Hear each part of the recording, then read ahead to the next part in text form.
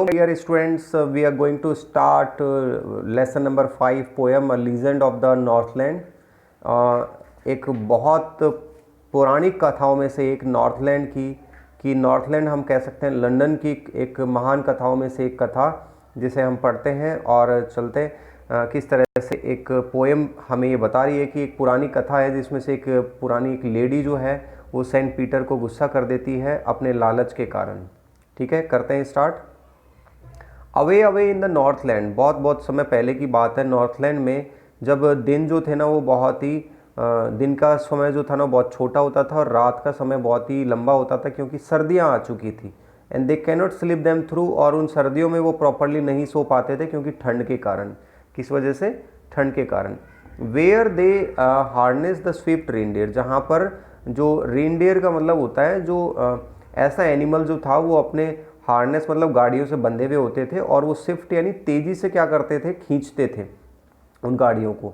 Sledges का मतलब वो ये कि वो जो गाड़ियाँ उनसे बंधी हुई होती थी क्योंकि वो बर्फ़ पर उनको खींचते थे स्लेजेस। और चिल्ड्रन जो थे ना उस वक्त जो बच्चे होते थे सारे, जिनके सब घरों में जो बच्चे होते थे वो भालू के छोटे छोटे बच्चे जैसे दिखाई देते थे क्योंकि वो बहुत ज़्यादा फरी क्लोथ्स, बहुत घुंघराले और वूली क्लोथ्स को पहनते थे। And they tell them a curious story, और दे टेल देम, और एक क्यूरियस स्टोरी का मतलब एक उत्सुक कहानी यहाँ पर हम सुनाते हैं कि लगभग पोइट जो है ना वो बोलते हैं कि मैं खुद भी इस कहानी पे बिलीव नहीं करता हूँ, I don't believe this true, कि ये सच है। And you may learn a lesson, लेकिन आपको इससे कहानी समझ में आ सकती है कि एक कहानी आपको एक सीख जो है ना इससे आपको मिलेगी अगर मैं आपको सुनाऊँ तो। When the good saint Peter lived in a world below, कि एक बार की बात है कि गुड सेंट पीटर जो थे ना वो इस दुनिया में रहते थे और वो उपदेश देते थे और मानवता के ऊपर, कल्याण के ऊपर वो हमेशा उपदेश देते रहते। जैसा कि वो करते थे आप जानते ही हैं, वो हमेशा इस तरह के काम करते थे। एक दिन क्या हुआ कि वो एक कॉटेज पर आए, एक कुटिया पर आए और वो ट्रैवलिंग करते हुए, पृथ्वी का चक्कर लगाते हुए, मीन्स कहने का मतलब है बहुत जगह जगह ट्रैवल करते हुए वो एक दिन एक कॉटेज पर, एक कुटिया पर आए। वहाँ पर एक महिला थी, वो केक बना रही थी। क्या बना रही थी? मेकिंग केक्स, और अपनी हाथ यानी अंगीठी पर उनको पका रही थी। ठीक है।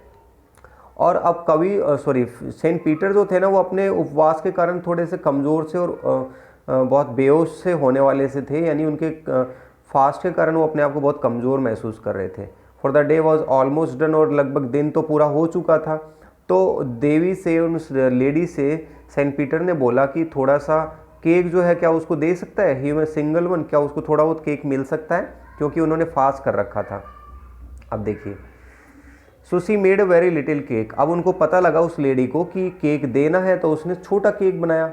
अब जैसा कि एज ए बेकिंग ले वो पका रही थी तो उसने देखा और सोचा बार बार, तो उसको जब वो गिव अवे तो उसने सोचा कि ये केक तो बहुत बड़ा है। उसने, लेडी ने सोचा कि केक तो मुझे देना है लेकिन ये केक तो बड़ा है बहुत ज़्यादा। देयरफॉर शी नीडेड अनदर, फिर उसको दूसरा, नीडेड अनदर का मतलब दूसरा केक जो था ना उसने दूसरा गूथा, और इस बार उसने पहले से भी छोटा बना लिया। और देखा तो अब उसने देखा तो ये पहले से छोटा बनाया लेकिन उस लेडी को वो बहुत बड़ा लग रहा था। ठीक है। And then she took a tiny scrap of dough, अब उसने क्या किया, took a tiny scrap of dough, उसको पहले से अब उसने क्या किया, एक छोटा सा और लिया और उसको गूथा। एंड रोल इट फ्लैट, और उसने क्या किया, फ्लैट का मतलब और गूथा। एंड रोल्ड का मतलब क्या होगा, और गूथा, और इसको फ्लैट बना लिया, बिल्कुल पतला और चपटा जिसे हम कहेंगे ना, वेफर जैसा बिल्कुल पतला, कि जिसका हिस्सा किया ही नहीं जा सकता, बिल्कुल पतला उसने बना लिया था, बहुत छोटा जिसे हम कहते हैं।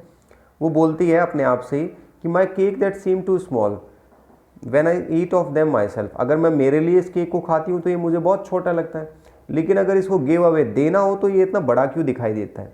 She put them on the chef, उसने इसको अलमारी में रख दिया, यानी साइड में रख दिया। अब उसने देखा तो देन गुड सेंट पीटर ग्रू एंग्री, अब सेंट पीटर इतनी देर से इंतजार कर रहे थे तो उनको गुस्सा आ गया।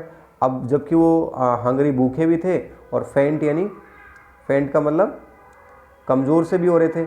और surely such a women enough to provoke a saint, अब इस तरह की महिला जो है वो एक साधु को उकसाने के लिए क्या होंगी, बहुत काफ़ी होंगी, क्योंकि साधु को गुस्सा दिलाने के लिए बहुत ही काफ़ी होंगी। He said you are far too selfish, और उसने कहा you are far too selfish, कि तुम बहुत सेल्फिश हो और ह्यूमन फॉर्म में रहने के लायक नहीं हो। आपको बहुत खाना भी अच्छे से मिल रहा है, शेल्टर भी मिल रहा है, और तुम्हें अपने आप को गर्म रखने के लिए, सर्दी से बचाने के लिए आग भी मिल रही है। यानी इस ह्यूमन फॉर्मेट में तुम्हें सारी चीज़ मिल रही है। You shall build as the birds do, आपको इसी तरह से अपना घर बनाना होगा। आपको अब जिस तरह से पक्षी अपना घर बनाते हैं, तुम्हें ऐसी सज़ा मिलनी चाहिए कि तुम जिस तरह से पक्षी अपना घर बनाते हैं तुम उसी तरह से अपना घर बनाओ। And shall get your scanty food, और तुम्हें बहुत कम खाना मिले, अल्प मात्रा में खाना मिले। ये श्राप दिया सेंट पीटर ने उस लेडी को कि तुम्हें नाम मात्र का खाना मिले। बोरिंग एंड बोरिंग, पूरे दिन तुम्हें बहुत मेहनत करनी पड़े, एक पेड़ के अंदर बहुत ज़्यादा छेद करने पड़े, छेद पर छेद करना पड़े, और आपको क्या करना पड़े, उस खाने को नाम मात्र का खाना मिले। और day in the hard dry would, पूरी सूखी लकड़ी में, उस ट्रंक के अंदर, पेड़ के स्टेम के अंदर आपको पूरे दिन छेद पर छेद करना पड़े और तुम्हें बहुत कम खाना मिले। मीन्स जो सेंट पीटर थे उन्होंने श्राप दिया उसको क्या बनाने का, वुड पैकर बना दिया। उसको क्या बना दिया, वुड पैकर बनाने का श्राप दिया कि पूरे दिन वो होल करती रहेगी पेड़ के ट्रंक में, लेकिन उसको कुछ भी नहीं मिलेगा। देन अब she went through the chimney, और अब वो लेडी जो है वो चिमनी के पास जाती है जहाँ से रोशनी दूर से दिखती थी। अब वो लेडी एक भी शब्द नहीं बोलती है, और out of the top flew a woodpecker, और वो वुड पैकर बन जाती है। She was change into a bird, और एक पक्षी वो बन चुकी होती है। क्या बन चुकी होती है, एक पक्षी वो बन चुकी होती है। And had a scarlet cap on her head, अब वो वुड पैकर की तरह वो, उसके स्कारलेट कैप है उसके सिर पर, और लेफ्ट द सेम, और बिल्कुल वो वैसे ही बन गई है वुड पैकर यानी एक पक्षी की तरह। But all the rest of her clothes were burn, उसके सारे कपड़े जो थे वो जल गए थे। Black as coal in the flame, जैसे कि आग के अंदर कोयले की तरह कपड़े जलकर काले हो जाते हैं, वैसे उसके कपड़े जलकर काले हो गए। एवरी कंट्री स्कूल बॉय, हर स्कूल का लड़का जो है उसने इसको देखा है वुड पैकर को, अभी भी वो पेड़ में बैठे हुए उसको देख पाते हैं। Where she lives in the tree, जहाँ पर वो ट्री जो है, where she lives in the trees, जहाँ पर वो पेड़ में, शी लिव्स, वो अभी भी उसी पेड़ में रहती है, यानी उस लेडी को जो श्राप दिया था वो वुड पैकर बन के उस पेड़ में रहती है। एंड बोरिंग फॉर फूड, और अभी पूरे दिन वो पेड़ में छेद पर छेद करती रहती है, और खाने के लिए वो तरसती रहती है। यानी जिस तरह से उसने सेंट पीटर को तरसाया खाने के लिए, उसी तरह से वो पूरे दिन क्या करती रहती है, खाने के लिए तरसती रहती है और छेद पर छेद करती रहती है, ताकि उसको कुछ इंसेक्ट या थोड़ा बहुत खाना उसको मिल सके। सो माय डियर स्टूडेंट्स, ये जो पोएम है इस स्टोरी को बिल्कुल भी सच नहीं माना है। पोइट ने खुद कहा है कि मैं इस स्टोरी पर बिलीव नहीं करता हूँ, क्योंकि ये स्टोरी जो है बिलीव करने लायक नहीं है, लेकिन आपको इससे सीख मिलेगी कि आपको कभी भी लालच नहीं करना चाहिए और हमेशा फिलैंथ्रोपिस्ट टाइप का पर्सन रहना चाहिए, आपको परोपकार की भावना रखनी चाहिए। Okay my dear friends, take care, जय हिंद, वंदे मातरम।